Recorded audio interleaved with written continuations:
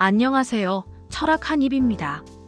오늘은 제가 진짜 딱 1분 만에, 아니 정확히는 10분 만에 여러분의 머릿속에 실존주의라는 거대한 사상을 쏙쏙 넣어드릴게요. 철학? 어렵다고요? 노노. 저랑 함께라면 이야기가 달라집니다. 준비되셨나요? 그럼 시작합니다. 여러분, 살면서 이런 생각해 본 적 있으세요? 나는 누구인가? 나는 왜 존재하는가? 내 삶의 의미는 무엇인가? 와, 벌써부터 머리 아프시다고요? 걱정 마세요. 바로 이런 질문을 던지는 것이 실존주의의 시작입니다. 실존주의는 한마디로 인간 존재에 집중하는 철학이에요. 우주 저 멀리 별똥별 얘기나 신의 계시 같은 거창한 이야기가 아니라 바로 지금 여기 발 딛고 서 있는 나에 대한 이야기죠. 복잡한 이론이나 추상적인 개념보다는 우리의 일상 속에서 마주하는 고민과 선택에 깊이 연결되어 있다는 점이 실존주의의 가장 큰 매력이라고 할 수 있습니다. 자, 그럼 가장 중요한 개념부터 잡고 갈게요. 실존주의의 핵심은 바로 실존이 본질에 앞선다는 말입니다. 이게 대체 무슨 말이냐고요? 쉽게 설명해 드릴게요. 우리가 어떤 물건을 만들 때를 생각해 보죠. 예를 들어 가위라고 해봐요. 가위는 만들기 전에 이미 자르는 도구라는 목적, 즉 본질이 먼저 정해져 있죠. 그리고 그 본질에 맞춰서 가위라는 실존이 만들어지는 거예요. 자르는 기능이 있어야 가위라고 부를 수 있잖아요. 생산자는 가위를 만들기 전부터 무엇을 위해 이 도구를 만들 것인가를 명확히 계획하고 그에 따라 형태와 재료를 결정합니다. 이것이 바로 본질이 실존에 앞선다는 일반적인 생각입니다. 대부분의 인공물은 이런 방식으로 존재하죠. 의자는 앉기 위해 만들어지고 컵은 액체를 담기 위해 존재합니다. 그 목적이 그들의 본질인 셈이죠. 그런데 인간은 어떨까요? 인간도 태어나기 전에 이미 이런 사람으로 살아야 해 하고 정해진 본질이 있을까요? 실존주의자들은 단호하게 아니라고 말합니다. 우리는 어떤 정해진 목적이나 본질을 가지고 태어나는 게 아니라는 거죠. 공장에서 찍어내는 물건처럼 특정한 용도를 가지고 세상에 나온 것이 아니라는 겁니다. 우리는 세상에 툭 던져졌고 그 후에 스스로의 선택과 행동으로 나라는 존재의 의미, 즉 본질을 만들어간다는 거예요. 이거 좀 멋있지 않나요? 태어날 때부터 정해진 운명 같은 건 없다는 얘기예요. 우리는 백지 상태로 태어나서 우리 스스로 그림을 그려나가는 화가 같은 존재라는 거죠. 그래서 실존이 본질에 앞선다는 겁니다. 일단 세상에 존재하고는 실존, 그 다음에 나를 만들어 간다는 본질의 뜻이죠. 정해진 역할이나 운명에 얽매이지 않고 스스로 삶의 방향을 결정하고 의미를 부여해 나가는 능동적인 주체로서의 인간을 강조하는 것이죠. 이런 실존주의의 대표적인 철학자들을 몇 명 만나볼까요? 가장 먼저 떠오르는 인물은 역시 장폴 사르트르입니다. 프랑스의 유명한 철학자이자 작가였죠. 사르트르는 인간은 자유롭도록 선고받았다고 말했어요. 선고받았다니 좀 무섭죠? 그런데 이게 무슨 뜻이냐면 우리는 너무나도 자유롭기 때문에 우리 행동에 대한 모든 책임을 져야 한다는 거예요. 우리는 그 어떤 외적인 힘이나 내적인 본능에 의해서도 미리 결정되지 않는 존재라는 겁니다. 정해진 본질이 없으니 내가 하는 모든 선택이 결국 나를 만들어간다는 거죠. 그러니까 저는 어쩔 수 없었어요. 다 환경 탓이에요. 이런 변명은 실존주의 앞에서 통하지 않습니다. 모든 선택은 나의 것이고 그 결과도 나의 책임이라는 거죠. 내가 선택하지 않은 상황, 즉 나의 의지와 무관하게 주어진 환경이 있을 수는 있지만 그 상황 속에서 어떻게 행동하고 반응할지는 오롯이 나의 자유로운 선택에 달려 있다는 겁니다. 이거 듣고 나니 뭔가 어깨가 좀 무거워지면서도 동시에 엄청난 자유가 느껴지지 않나요? 이 자유는 단순히 무엇을 해도 된다는 방종의 의미가 아니라 나의 삶을 내가 스스로 개척해 나갈 수 있는 근원적인 힘을 의미합니다. 그리고 그 힘에는 막중한 책임이 뒤따르는 것이죠. 사르트르는 이와 관련해서 앙가주망이라는 개념도 이야기했어요. 앙가주망은 참여 또는 개입이라는 뜻인데요. 우리가 자유로운 존재인 만큼 이 세상의 문제나 사회적 이슈에 적극적으로 참여하고 책임감을 느껴야 한다는 의미입니다. 단순히 개인의 자유를 누리는 것을 넘어 그 자유를 통해 사회와 역사에 긍정적인 영향을 미치려 노력하는 자세를 말하죠. 그냥 나 혼자 잘 먹고 잘 사는 게 아니라 나의 자유로운 선택이 사회 전체에 영향을 미칠 수 있다는 점을 인지하고 능동적으로 세상에 뛰어들라는 거죠. 예를 들어 불의를 보고도 모른 척한다면 그것 또한 나의 자유로운 선택이지만 그 결과에 대한 책임은 온전히 나에게 있다는 겁니다. 침묵하는 것도 하나의 선택이며 그 선택은 기존의 불이한 시스템을 묵인하는 결과를 낳을 수 있습니다.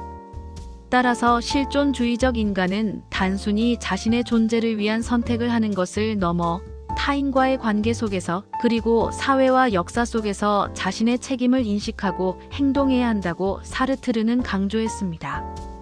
가만히 있는 것도 선택이라는 거죠. 와, 생각할수록 정말 의미심장하네요.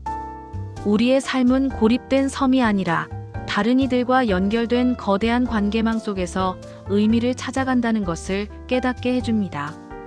자, 다음으로 만나볼 실존주의자는 알베르 카미입니다. 카미는 소설가로도 아주 유명하죠. 이방인, 페스트, 시지프 신화 같은 작품들 한 번쯤은 들어보셨을 거예요. 카미는 부조리라는 개념을 강조했어요. 부조리란 무엇이냐? 바로 인간의 삶이 무의미하다는 것과 의미를 찾으려는 인간의 욕구 사이의 충돌에서 오는 모순을 말합니다. 인간은 본능적으로 삶의 의미를 찾고 행복을 추구하며 영원히 살아가고 싶어 하죠. 그런데 현실은 어떻습니까? 우리는 유한한 존재이고 삶은 고통과 부조리로 가득하며 결국 죽음이라는 필연적인 종말을 맞이합니다. 이런 삶의 의미 없음과 그럼에도 불구하고 의미를 찾으려는 인간의 간절함 사이의 간극, 이 거대한 모순을 카미는 부조리라고 본 겁니다. 우주가 우리에게 어떤 특별한 목적이나 의미를 부여하지 않았다는 냉정한 현실인식에서 비롯된 개념이죠. 아, 그럼 우리는 이 부조리 앞에서 절망해야 할까요? 카미는 단호하게 아니라고 말합니다. 그는 부조리를 인정하고 반항하라고 외쳤어요. 바로 여기에 카미 실존주의의 중요한 통찰이 담겨 있습니다. 우리는 삶의 부조리함을 도피하거나 외면하지 않고 오히려 정면으로 마주해야 한다는 거죠. 시지푸스 신화를 예로 들어볼까요? 시지푸스는 그리스 신화에 나오는 인물로 신들을 기만한 죄로 영원히 바위를 산 위로 굴려 올려야 하는 형벌을 받은 인물이죠. 바위를 겨우 정상까지 올리면 그 바위는 다시 아래로 굴러떨어지고 시지푸스는 다시 바위를 밀어 올리러 내려와야 합니다. 정말 무의미하고 반복적인 고통이죠. 아무런 보상도 끝도 없는 고된 노동입니다. 그런데 카미는 이런 시지푸스에게서 행복을 찾아냅니다. 시지푸스가 바위를 굴러올리는 그 행위 자체에 의미를 부여하고 그 고통스러운 운명에 반항하며 자신의 삶을 긍정적으로 받아들일 때 비로소 자유롭고 행복해질 수 있다는 거예요. 그는 바위가 굴러떨어지는 것을 보며 다시 산 아래로 내려오는 그 순간 운명에 대한 비웃음과 자기 삶의 주인이 되는 해방감을 느낀다고 상상했습니다. 삶이 무의미하다는 것을 인정하고 그럼에도 불구하고 삶을 끌어안고 나아가라는 거죠. 자신의 운명을 사랑하고 그 속에서 자신만의 의미를 창조하라는 메시지입니다. 어때요? 절망적일 수 있는 상황 속에서도 희망을 찾으려는 카미의 메시지가 정말 울림있게 다가오지 않나요? 삶의 부조리를 인식하되 그에 굴복하지 않고 자신만의 방식으로 삶의 의미를 찾아나가는 용기를 우리에게 불어넣어줍니다. 또 다른 중요한 실존주의자로 쇠렌 키르케고르를 빼놓을 수 없습니다. 그는 19세기 덴마크 철학자로 흔히 실존주의의 아버지라고 불리기도 하죠. 키르케고르는 선택과 결단의 중요성을 강조했어요. 그는 인간이 존재의 다양한 가능성 앞에서 끊임없이 선택을 해야 하며 이 선택은 엄청난 고뇌와 불안을 동반한다고 봤습니다. 왜냐하면 내가 어떤 것을 선택하는 순간 선택하지 않은 다른 모든 가능성들은 영원히 사라져버리니까요. 예를 들어 어떤 직업을 선택하는 순간 다른 직업을 가질 수 있는 가능성은 사라지는 거죠. 결혼을 선택하면 독신의 삶은 포기해야 하고 한 가지 전공을 선택하면 다른 수많은 학문의 길은 걸을 수 없게 됩니다. 이런 선택의 기로에서 인간은 자신이 무엇을 잃게 될지에 대한 불안을 느끼게 됩니다. 하지만 키르케고르는 이런 불안과 고뇌를 회피하지 말고 오히려 직면하여 주체적인 결단을 내리는 것이 중요하다고 했습니다. 그는 이 불안을 인간이 자신의 자유를 인식하는 증거이자 진정한 자신을 형성해가는 중요한 과정으로 보았습니다. 특히 키르케고르는 인간 존재를 세 가지 실존의 단계로 나누어 설명하기도 했어요. 첫째는 심미적 단계로 쾌락을 추구하며 순간적인 만족에 몰두하는 단계입니다. 이 단계의 사람은 진정한 자신을 마주하지 않고 외부의 자극에 이끌려 살아갑니다. 둘째는 윤리적 단계로 사회적 도덕과 규칙을 따르며 책임감 있는 삶을 살아가려는 단계입니다. 이 단계에서 사람은 보편적인 가치를 존중하고 선과 악을 구분하며 윤리적 삶을 살려고 노력합니다. 하지만 키르케고르는 이것만으로는 진정한 자신을 찾기 어렵다고 보았습니다. 그리고 마지막으로 종교적 단계가 있습니다. 이 단계에서 인간은 신앙이라는 도약을 통해 개별자로서 신 앞에 홀로 서게 됩니다. 이성적으로는 설명할 수 없는 신앙의 영역에서 인간은 자신의 모든 것을 걸고 믿음이라는 결단을 내려야 한다는 거죠. 마치 낭떠러지 앞에서 뛰어내리는 것처럼 불안과 두려움 속에서도 과감히 도약해야 비로소 진정한 자신을 만날 수 있다는 의미로 해석할 수 있습니다. 키르케고르는 우리가 삶에서 마주하는 수많은 선택의 순간에 단순히 이성적인 판단을 넘어선 결단이 필요하다고 본 거예요. 이것은 단순히 특정 종교를 믿으라는 이야기가 아니라 삶의 근본적인 의미를 찾기 위해 개인적이고 주체적인 신념을 형성하는 행위라고 이해할 수 있습니다. 이야, 듣기만 해도 가슴이 웅장해지지 않나요? 우리의 삶은 끊임없는 선택과 결단의 연속이며 그 속에서 우리는 비로소 진정한 나를 찾아간다는 깊은 통찰을 제공합니다. 자, 그럼 이제 실존주의가 우리 삶에 어떤 의미를 주는지 한번 살펴볼까요? 실존주의는 우리에게 너의 삶은 너의 것이다 라고 외치는 듯 합니다. 남이 만들어 놓은 길을 맹목적으로 따르지 말고 사회가 정해놓은 기준에 갇히지 말고 스스로의 삶을 주체적으로 만들어가라는 메시지를 주는 거죠. 우리는 흔히 사회의 기대, 부모님의 바람, 친구들의 선택에 영향을 받곤 합니다. 안정적인 직업, 성공적인 결혼, 남들이 부러워하는 삶. 이런 것들이 마치 우리의 본질이자 목표인 양 강요되기도 하죠. 하지만 실존주의는 이런 외부의 압력으로부터 벗어나 오직 나 자신에게 집중하라고 말합니다. 이 세상에 태어났을 때 우리는 아무런 설명서도 없이 툭 던져진 존재들이에요. 마치 조립되지 않은 레고 블록 꾸러미 같죠. 어떤 모양을 만들지는 전적으로 우리에게 달려 있습니다. 집을 만들 수도 있고 자동차를 만들 수도 있고 아니면 전혀 새로운 형태의 무엇인가를 만들 수도 있죠. 우리는 어떤 목적을 가지고 태어난 게 아니라 스스로 목적을 만들어가야 하는 존재라는 겁니다. 우리의 삶은 정해진 대로 흘러가는 영화가 아니라 우리가 각본을 쓰고 연기하며 연출까지 하는 즉흥극과 같습니다.